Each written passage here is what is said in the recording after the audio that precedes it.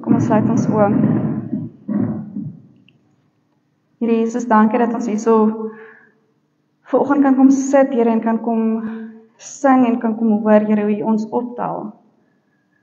Hoe ons op U skoot kan kom sit, Here, hoe ons 'n veilige vesting in U arms kan kry. Here, dankie dat ek kan weet dat U so saam met ons is ook vanoggend, Here. Dat U 'n afspraak het met ons elkeen, dat U met ons elkeen wil kom praat ook vanoggend. Maar Here, ek vra dat ons 'n rustigheid sal kry, Here. Here, dat ons sal kom voel hoe U ons vashou. Maar Here, dankie dat die liefde ook so groot is vir ons. En dat ons dit kan ervaar vanoggend. Ek bid dit in U naam alleen. Amen. Nou, ons gaan begin vandag met 'n nuwe reeks, so 3 weke, dat ons bietjie gaan gesels oor, net om na die Here se stem te luister. En vandag se tema spesifiek is Jesus se uitnodiging van rus. Nou, ek weet nie wie van julle het al op vakansie gegaan en dan wanneer julle terugkom, is julle eintlik moeg nie. Dat julle 'n vakansie nodig het van vakansie af. Dat ons regtig moet sit en sê, maar hoorie so, ek weet nie of ek nou verder gaan of die nuwe seisoen gaan ingaan nie, want ek is actually moeg. Ek het nou net weer rus nodig. Of selfs van ons net 'n naweek beplan. Ons beplan om niks te doen nie, ons beplan om rustig te wees en goed. Maar as ons weer ons oë uitvee, dan is daar klomp goed wat voorkom en die rus is heeltemal by die agterdeur uit. Ons kry nie daai beplanning van rus nie. Nou juist in hierdie volgende 3 weke gaan ons bietjie gesels rondom 3 temas: rus, dan hoor en dan leef. En saam met dit gaan ons dan nou sien hoe die Here die 3 goed gebruik om ons te help om beter sy stem te hoor.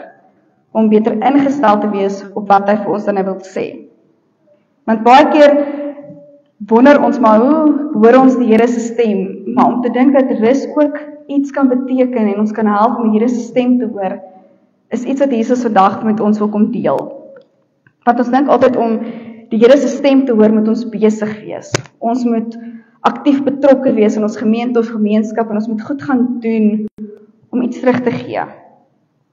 Maar eintlik rus is een van die eerste geskenke wat God die Vader vir ons gegee het van die skepping van die wêreld af.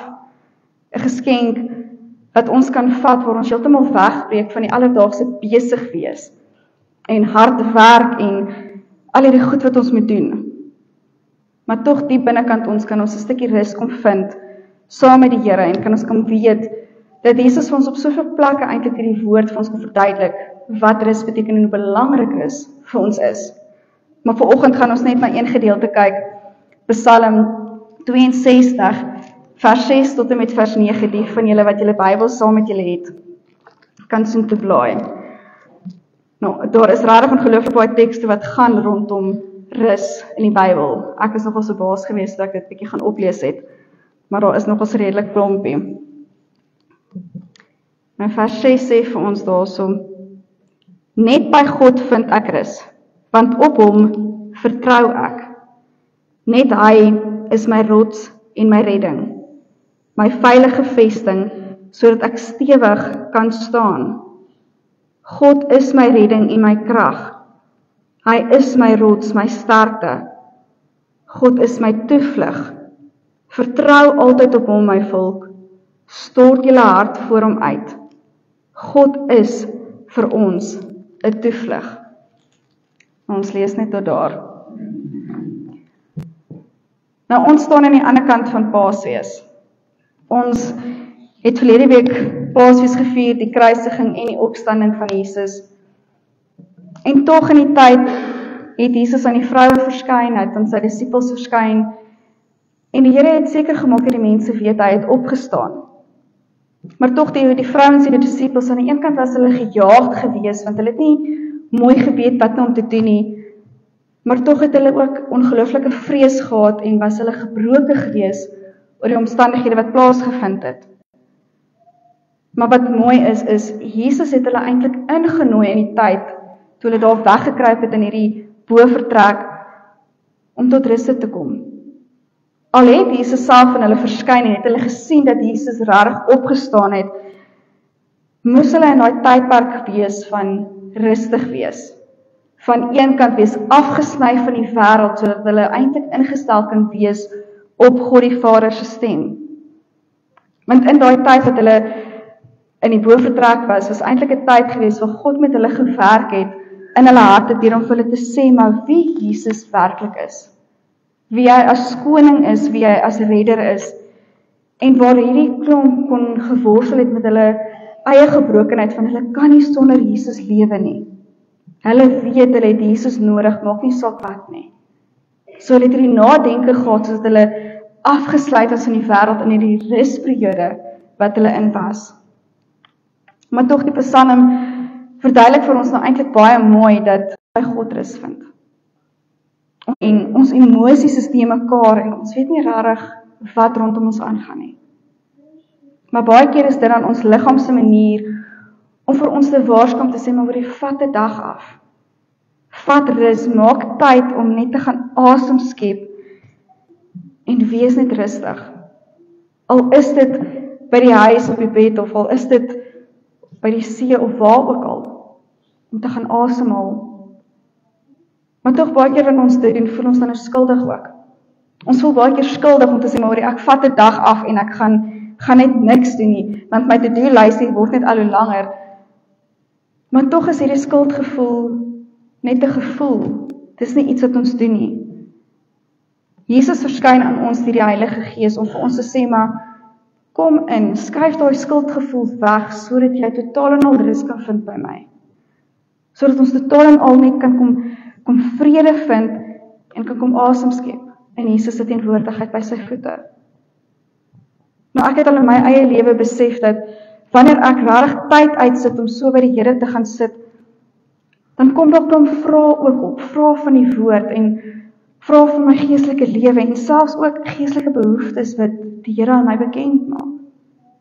En dis dan juis in daai tyd wat ons kan gaan en sê maar Here, dit is wat op my hart is.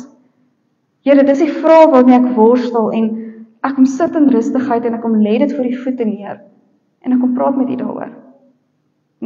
Dawid sê vir ons moet na hom toe gaan met dit wat in ons hart is. Ons moet dit gaan uitstort vir hom. Maak nie saak waaroor dit gaan of wat dit is nie. Maar tog het ons nodig om baie keer onsself regtig af te sny van ons besige programme en regtig gefokus te wees op dit wat Jesus met ons wil kom deel. Om ons broosheid en ons eerlikheid vir hom te sit, maar baie keer ook onsself of met onsself eerlik te wees oor dit wat ons werklik voel.